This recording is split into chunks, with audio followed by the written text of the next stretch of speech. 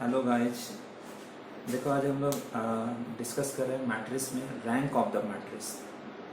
ये तो जानते हो कि रैंक क्या होती है। रैंक ऑर्डर होती है, highest non vanishing minor of the matrix का। अगर किसी मैट्रिक्स की रैंक 4 है तो उस मैट्रिक्स में 4 ऑर्डर का कम से कम एक माइनर मिलेगी जिसकी डिटर्मिनेंट नॉट इक्वल टू 0 होती है। और अगर पॉसिबल होगी कि उस मैट्रिक्स में 4 ऑर्डर से ज़्यादा कोई स्क्वायर सब मैट्रिक्स होगी तो वो सभी स्क्वायर मैट्रिक्स की, अगर रैंक 4 है तो 5, 6 अगर पॉसिबल है तब की बात कर रहे हैं, तो वो सभी की डिटर्मिनेंट 0 होती है। ठीक है। यहाँ पे हमारा क्या कहता है कि जो अगर कोई मैट्रिक्स है, हम लोग तो जानते हैं कि एलिमेंट्री ऑपरेशंस हम लोग कर सकते हैं। तो ये जो एलिमेंट्री ऑपरेशंस होती है ये क्या होती है, रैंक को चेंज नहीं करती। मतलब कि आप मैट्रिक्स ए का रैंक वही होगा अगर आप उस पर अप्लाई भी कर दो तो वो हमारा क्या करता है कि कोई ऑपरेशन अप्लाई करते हो तो उससे जो मैट्रिक्स आती है उसकी भी रैंक सेम होती है। तो यही थ्योरम क्या कहता है, to show that elementary operations do not change the rank of the matrix. तो ये तो हम लोग जानते हैं कि 3 एलिमेंट्री ऑपरेशन होती है। तो यहाँ पे हम लोग तीन एलिमेंट्री ऑपरेशन को डिस्कस करेंगे हम लोग। ठीक है। सबसे पहले एक मैट्रिक्स ले लेते हैं। तो let A equal to A I J M by N be any matrix of order, be any matrix of rank R, rank R. ठीक है। There are following 3 cases arises. Following 3 cases arises. Case 1 में क्या होगा हमारा, जब हम लोग first elementary transformation क्या होता है कि जब हम लोग कोई दो रो या कोई 2 कॉलम को इंटरचेंज करते हैं, फर्स्ट एलिमेंट्री ट्रांसफॉर्मेशन होता है। तो हम लोग यहाँ पे डिस्कस करेंगे क्या कि हमारा अगर कोई 2 रो या कोई 2 कॉलम को इंटरचेंज करते हैं तो रैंक हमारा सेम रहता है।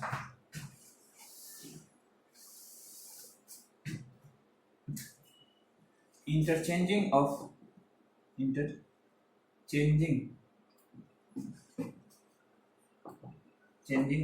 Any 2 rows do not alter the rank of matrix. तो देखो इसमें करते क्या है ना, मैट्रिक्स मान लेते हैं कि मैट्रिक्स ए लेते हैं हम लोग, मैट्रिक्स एक एग्जांपल ले रहे हो हम लोग। ठीक है। तो यहाँ से हम लोग एक मैट्रिक्स ले लिए, जैसे सपोज एक मैट्रिक्स ले लिए A B C D E F G H I J K L. इसमें हम लोग कोई 2 रो को इंटरचेंज कर देते हैं, R1 को चेंज कर दिए R2 से, R2 को चेंज कर दिए R1 से, तो एक नया मैट्रिक्स B आया। तो E F G H हो गया, A B C D हो गया, I J K L। तो कहता है क्या कि हमारा इस दोनों का रैंक सेम होगा। तो मान लेते हैं कि मैट्रिक्स B जो होगा हमको वो ऑब्टेंड होगा मैट्रिक्स A से ऑन अप्लाइंग। तो देखो late capital B be the matrix, देखो late capital B be the matrix which is obtained from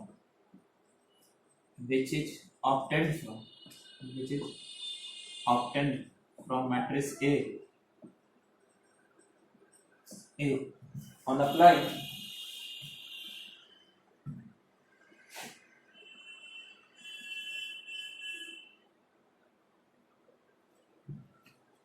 from matrix A on applying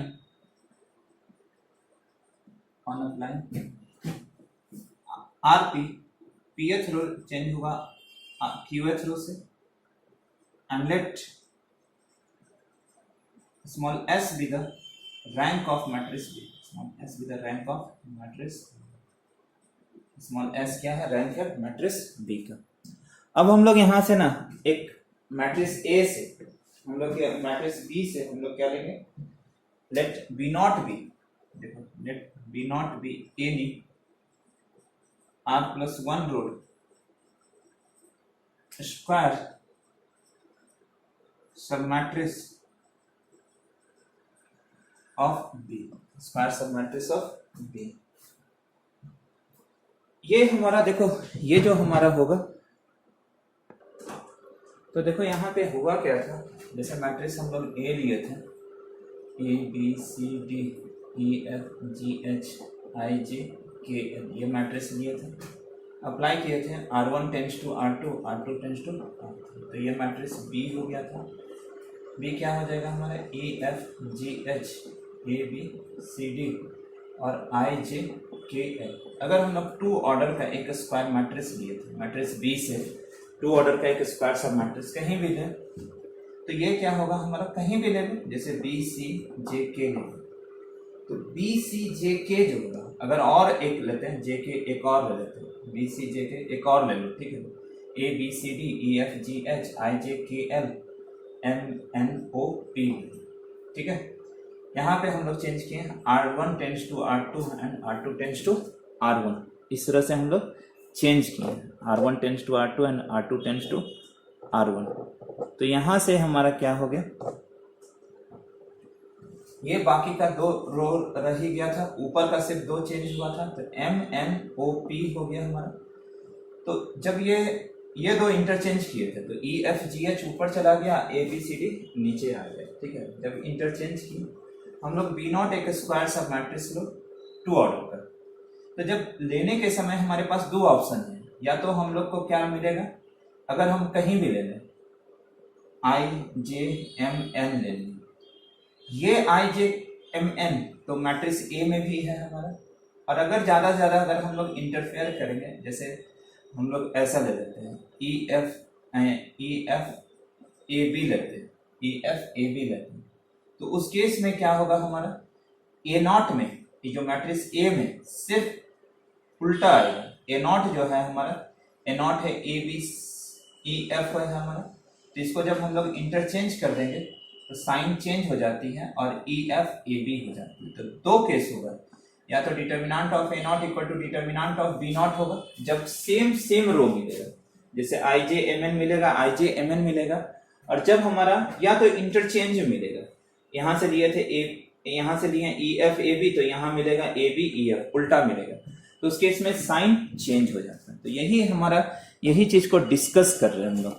तो देखो यहाँ से क्या होगा हमारा कि the r plus 1 rows of the submatrix b naught of b r, the r plus 1 rows and the r plus 1 rows of the submatrix b naught of b r also the rows of some uniquely determined submatrix a naught of, जो हम लोग b naught जो square सबमैट्रिक्स लिए थे वो हमको a में भी मिलेगा। the identical rows of a naught and b naught may occur in the same relative positions or in different relative positions।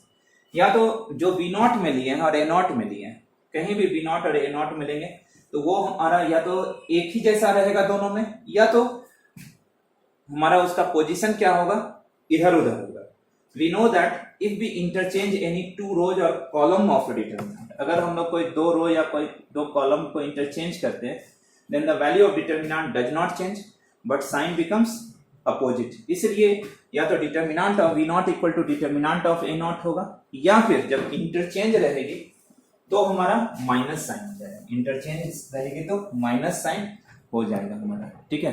तो इस केस में क्या हो जाएगा, but small R be the rank of matrix A, तो so determinant of every square submatrix of order r plus 1 of matrix A must be equal to 0, so that is determinant of A naught equal to 0, this implies determinant of B naught equal to 0 हो जाएगी। तो यहाँ से क्या होती है हमारा, this shows that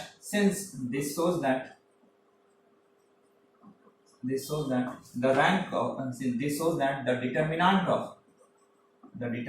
of every square submatrix of order order r plus 1 of order r plus 1 of matrix B is 0। तो देखो r प्लस 1 ऑर्डर के कोई भी माइनर ले रहे हैं, r प्लस 1 ऑर्डर के कोई भी माइनर ले रहे हैं तो वो सभी हमारा 0 हो जा रहा है। तो so rank of matrix A is lesser equal to r होगा, या तो r होगा या तो r matrix B lesser equal to r होगा, यानी कि S is lesser equal to r हो जाएगा, जहां हमारा ये है हमारा। अब next matrix A is obtained from matrix B on applying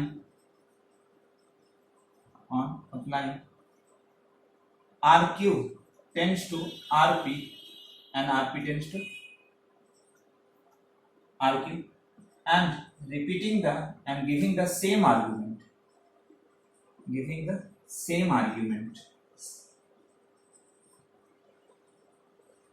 we get R is lesser equal to S। From 1 and 2 we get R equal to S हो जाएगा। तो इस केस में देखो, इस केस में हमारा क्या हो जाता है, R equal to S हो गया, तो इस केस में भी हमारा रैंक सेम रह गया हमारा। ठीक है, देखो केस 2 में क्या है, जैसे मैट्रिक्स A था, A B C D था, E F G H I J K L ये था, हम लोग अप्लाई किए, क्या अप्लाई किया, R2 K R2, जहाँ K नॉट इक्वल टू 0, तो ये मैट्रिक्स B मिल गया। तो हुआ क्या, A B C D हो गया हमारा।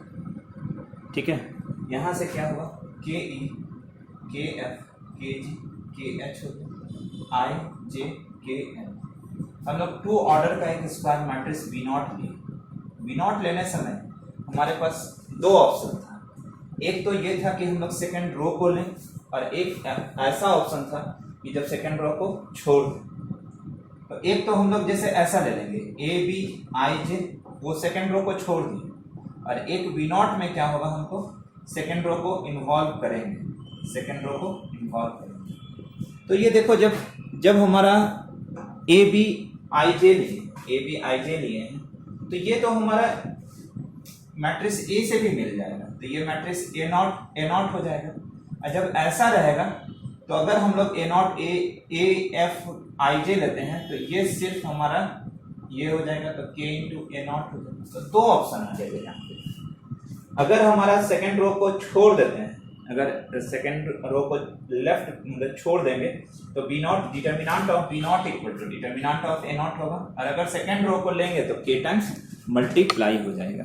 यही डिस्कस करना है इसमें, यही चीज हमको यहाँ पे डिस्कस करना है। तो देखो यहाँ पे क्या होगा, मल्टीप्लिकेशन ऑफ ए, इसका जो केस है हमारा क्या है, केस 2 में क्या है हमारा, multiplication of elements of a row by a non zero number does not change the rank. जब किसी रो को हम किसी नॉन जीरो नंबर से मल्टीप्लाई करते हैं तो वो रैंक हमारा चेंज नहीं करता। तो let capital B be the matrix which is obtained from matrix A on applying. हमको मैट्रिक्स B मिलती है मैट्रिक्स A से, on applying RP tends to RP plus KRQ, जहाँ K नॉट इक्वल टू 0, और S हमारा क्या है, rank है मैट्रिक्स B का। मान लेते हैं कि S हमारा क्या है, रैंक है मैट्रिक्स B का। Let B naught be any R plus 1 root square submatrix of B। जैसे केस 1 में लिए थे उसी तरह से B नॉट क्या लेते हैं, कोई R plus 1 root square submatrix of B लेते हैं। The R plus 1 rows of submatrix B not of B are uniquely determine submatrix A not of A सब है। तो हम बोले थे कि जब आपका सेकेंड रो जैसे हम लोग छोड़ देंगे तो उस केस में determinant of B not equal होगा डिटर्मिनेंट ऑफ A नॉट का। This happens if the pth row is one of those which are struck off to obtain B naught from B। उस केस में ये हमारा determinant of B naught equal to determinant of A naught तब होगा जब हम लोग वो जो रो है था ना उसको pth रो को जैसे हम लोग छोड़ देंगे, कोई फर्क नहीं पड़ेगा। और सेकंड केस में क्या होगा, determinant of B naught equal to K into determinant of A naught होता है this happens when pth row is retained while obtaining b naught from b। अब यही चीज हम लोग इसको डिस्कस करेंगे कि चूंकि since rank of the matrix, देखो since rank of the matrix A is R, so therefore determinant of every square submatrix of order R plus 1 must be zero, ये हमारा जीरो हो जाता है। This implies that is determinant of A not equal to 0. So this implies determinant of B not equal to 0. तो चूंकि यहाँ पे देखो, यहाँ पे R plus 1 ऑर्डर का कोई भी माइनर ले रहे हैं, तो since the determinant of every square matrix of order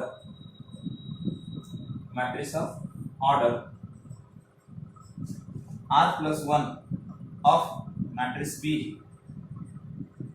is 0, so therefore rank of matrix B जो होगा वो या तो R होगा या तो R से छोटा है, ऐसे laser equal to R।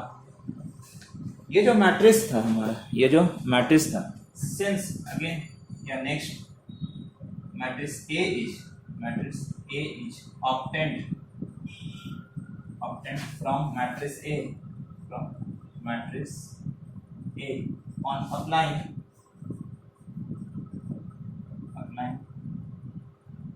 RB tends to 1 by K RP and giving the same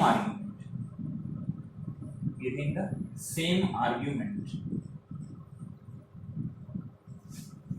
we get क्या हो जाएगा, तो हमारा R is lesser equal to S, तो फ्रॉम 3 and 4 से R इक्वल टू S हो जाएगी हमारा। देखो थर्ड केस में क्या है, जैसे मैट्रिक्स A लेते हैं, इसमें अप्लाई करते हैं, जैसे R2 प्लस K या R2 प्लस 5 R3 करते हैं, तो इससे जो मैट्रिक्स B मिलती है A B C D होगी, E plus 5I, F plus 5J, G plus 5K, H plus 5L, I J K L हो जाएगी। हम लोग एक स्क्वायर सब मैट्रिक्स लेते हैं B नॉट जो 2 ऑर्डर का, हमको 2 केस होता है, 3 इनफैक्ट ये 3 केस में मिलेगी। एक तो हम लोग ये सेकेंड रो को R2 को छोड़ दें तो हमको मिलेगा डिटर्मिनेंट ऐसे A B I J मिलेगा। एक केस ऐसा लेंगे जब हम लोग क्या लेंगे कि R1 लेंगे और R2 लेंगे, लेकिन R3 नहीं लेंगे, जैसे ऐसे लेंगे A B E plus 5I F plus 5G। और एक केस कैसा लेंगे हम लोग कि R1 छोड़ देंगे, R2 और R3 दोनों लेंगे, R2 और R3 दोनों लेंगे, जैसे E plus 5I F plus 5J I और J। इस केस में जब हम लोग R2 को लेंगे नहीं, तो इस केस में determinant of A not equal to determinant of B naught हो जाएगा। इस केस में जब हमारा दोनों रो लेंगे तो उस केस में ये तो हमारा कैसा हो जाएगा E F I J plus 5 into I J, ये तो 0 हो जाएगा।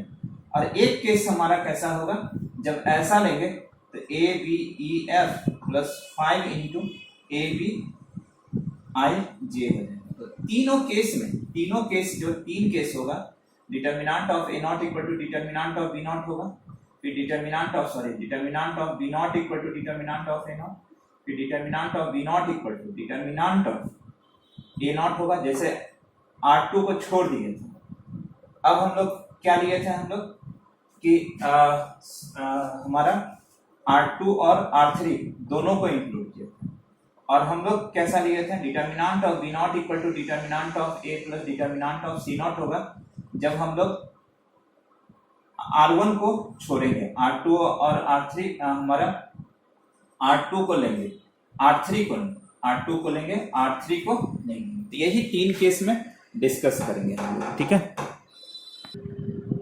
तो देखो केस 3 में क्या है, if we multiply any row by a non zero number k not equal to zero, then adding to the corresponding element of other row does not change the rank of the matrix.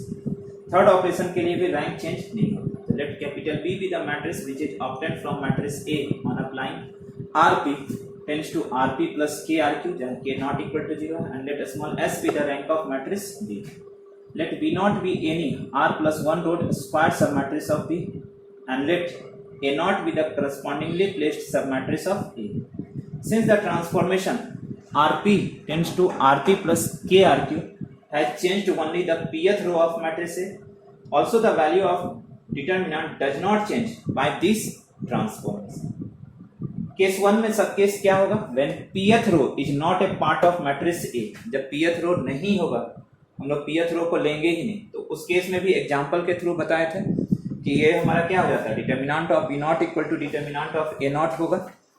जब सब case 2 में क्या होगा, जब pth row and qth row both are the part of matrix A, तो दो row identical हो जाने से हमारा determinant of B naught equal to determinant of A naught होगा।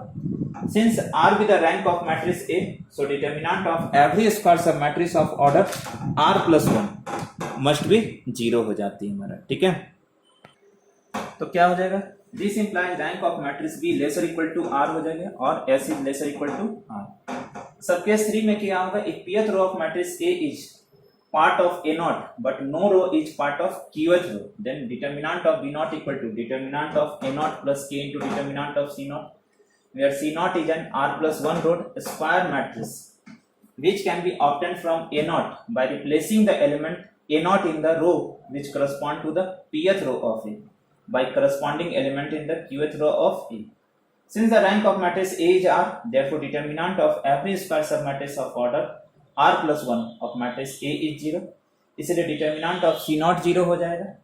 This implies consequently determinant of A naught भी हमारा 0 हो जाता है, consequently determinant of B naught 0 हो जाएगा। since the determinant of every square submatrix of order R plus 1 is 0, इसलिए rank of matrix B lesser equal to R होगा।